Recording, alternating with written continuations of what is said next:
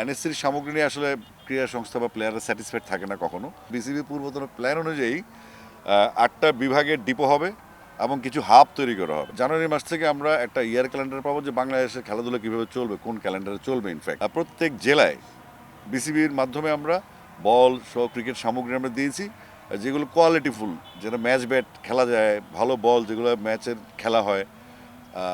এনএসসির সামগ্রী নিয়ে আসলে ক্রীড়া সংস্থা বা প্লেয়াররা স্যাটিসফাইড থাকে না কখনো। তো সেক্ষেত্রে বিসিবি এই কার্যক্রম শুরু করে 64 জেলায়, এটা অলরেডি চলে গেছে। তারপরে যে 11টা জেলাকে আমরা টেস্ট কেসে নিলাম বা ভিজিট করে আসছি, সেখানে কি ছোট্ট ছোট্ট কিছু সমস্যা, যেমন আপনাদের মেয়েদের ড্রেসিং রুম নেই।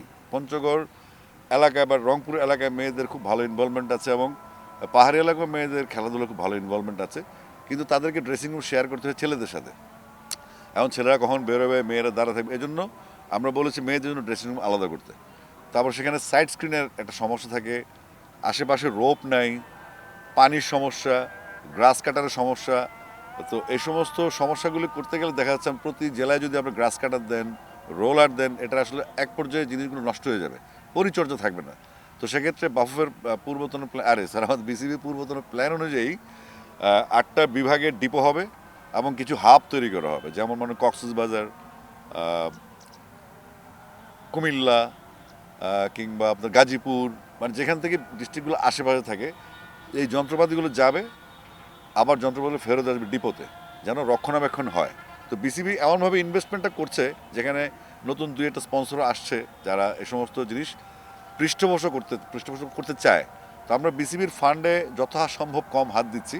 আমরা ইতিমধ্যে কিছু স্পন্সরের সাথে কথাবার্তা হচ্ছে, স্পন্সরের জিনিসগুলো আমাদেরকে দিচ্ছেন।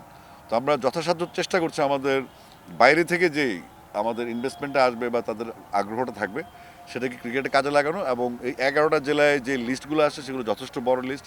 অন্তত যদি আপনি উইকেট ধরেন, যদি আপনি পিচ কাভার ধরেন, যদি আপনি মেনটেনেন্স টার্ফ তৈরি করা ধরেন, যদি বক্স নেট তৈরি করে প্র্যাকটিসের জন্য ধরেন, তাহলে সেক্ষেত্রে একটা ডিস্ট্রিক্টে অন্তত 15 থেকে 20 লক্ষ টাকার অনুদান প্রয়োজন। এই আপনার ড্রেসিং রুম সহ যেখানে যেখানে প্রয়োজন, যেমন রংপুর ক্রিকেট গ্রাউন্ড যেটা ডেডিকেটেড ক্রিকেট গার্ডেন, সেখানে কোনো ড্রেসিং রুম নেই, সেখানে প্রচুর অংশগ্রহণ। এবং আমি প্রথমবার দেখলাম অভিভাবকদেরও সমিতি আছে যারা বাচ্চাদের খেলাতে চায়। অর্থাৎ এই আগ্রহগুলোকে টিকে রাখার জন্য আমরা প্রাথমিকভাবে একটা ব্যবস্থা নিচ্ছি, যেন আমাদের বাচ্চারা খেলতে পারে এবং অনেক ম্যাচ খেলতে পারে, এবং তাদের ছোট্ট ছোট্ট ফ্যাসিলিটিস দরকার, সেটা আমরা এনশিওর করার জন্য সেই ডিপো থেকে এই জিনিসগুলো যাবে। গ্রাস কাটার কাজ শেষ, গ্রাস কাটার ফেরত আসবে, রোলারের কাজ, রোলার পার্মানেন্টলি কিছু থাকবে আর বাকিগুলো ফেরত আসবে। তো এইভাবে আমরা একটা ম্যানেজমেন্টের আওতায় নিয়ে এসছি। এটা নিয়ে গ্রাউন্ডসের পাইলট ভাই, বাতেন ভাই কাজ করছেন খুব সিরিয়াসলি। এবং আমরা যে কমিটমেন্টগুলো দিয়ে আসছি টুর্নামেন্ট শুরু করার জন্য, তাদের বাচ্চাদের খেলা শুরু করার জন্য যে ফ্যাসিলিটিগুলো প্রয়োজন, সেগুলো আমরা এনশিওর করছি খুব দ্রুততম সময়ে জেলাগুলোতে এগুলো চলে যাবে। কি বুঝলেন ভাই? অনলি যেটাই চাই।